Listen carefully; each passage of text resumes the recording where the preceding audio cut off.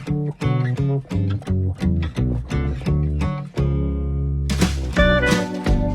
have here two of our top communities artists, Mr. Dennis De Los Santos and Sir John Romero.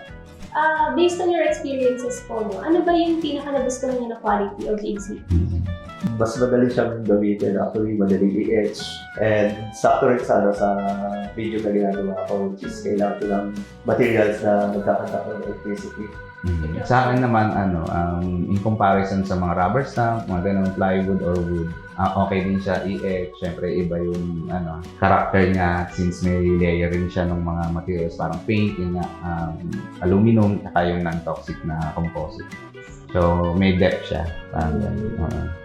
Will you continue using ACP in your next parang projects or works? Sigurado gagamitin ko yun kasi isang bagay na is, medyo nakaka-challenge yung gamitin. So, marami pang bagay na pwede yung na-experiment sa kanya.